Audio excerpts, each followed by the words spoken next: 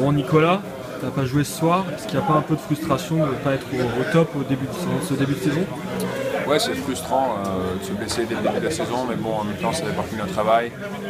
Ça fait partie de notre travail. Des fois, on se blesse, on est toujours au risque de se blesser. Mais bon, en même temps, j'ai eu de la chance, c'était une blessure trop grave, ça aurait pu être pire.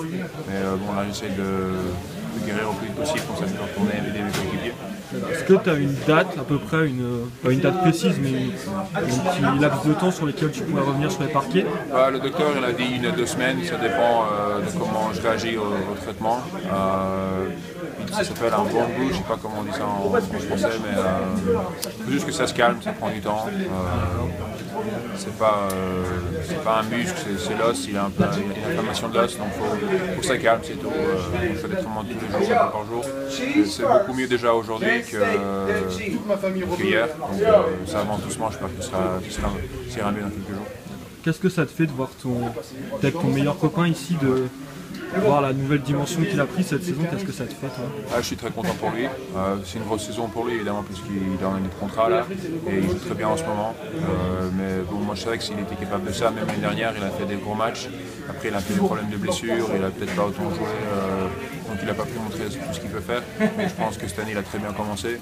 Je suis très content pour lui, c'est un bon joueur, c'est quelqu'un qu'on a vraiment besoin de jouer à un haut niveau pour construire une bonne équipe. Et donc s'il continue comme ça, je suis sûr que ça va être un des joueurs les plus importants dans cette équipe et puis il va se prendre un bon petit contrat en juillet. D'accord. Un petit mot sur Scott Silk, le nouveau coach. Ouais. Comment ça se passe un petit peu avec lui, si vous avez pu discuter? Non, ça se passe très bien. J'aime bien ce qu'on fait avec lui en ce moment. Il est très orienté défensivement et il force beaucoup la défense. Et je pense que c'est quelque chose qu'on a besoin de faire avec cette équipe parce qu'on n'a pas les superstars qui vont nous donner des 30 points par match en attaque. Et donc on est obligé de défendre. J'aime bien ce qu'on fait, même en attaque on joue bien, je pense on bouge beaucoup le ballon. On n'est pas personnel, on joue bien en équipe, donc pour le moment ça va. Et puis c'est un gars qui a beaucoup de patience, il parle beaucoup, il nous apprend beaucoup de trucs, il prend son temps et je pense que c'est important parce qu'on a quand même une jeune équipe. D'accord. T'as pas pu jouer contre Jalil Okafor ce soir? Il aurait pu avoir peut-être un beau duel dans la raquette. Est-ce que tu as un petit peu de déception par rapport à ne pas avoir... Mais je suis sûr que je vais le revoir cette année et puis dans les années qui viennent. C'est un très bon joueur. J'ai pas eu trop la chance de le regarder quand il était à l'université. Il joue très bien, il est très talentueux, il a beaucoup de talent. En attaque, il a eu des beaux post-up. Il peut marquer de façon différente. Donc c'est un bon joueur et je pense qu'il a un très beau futur dans cette ligue. Mais bon, je suis sûr qu'on aura beaucoup de beaux duels dans le futur. Et les playoffs cette année pour le Magic, des arguments pour que vous puissiez y aller? Je pense qu'on peut les atteindre. Ça ne va pas être facile parce qu'il y a beaucoup de bonnes équipes à l'Est qui vont essayer d'attraper la 6e, 7e, 8e place. Je pense qu'on peut le faire. Après, ça ne va pas être facile parce que, comme je vous ai dit, il y a beaucoup d'équipes. Il faut qu'on joue bien. Je pense qu'on a bien commencé. Là, on est à 3 victoires et 4 défaites. Mais en même temps, les défaites qu'on a eues, c'était contre des très bonnes équipes.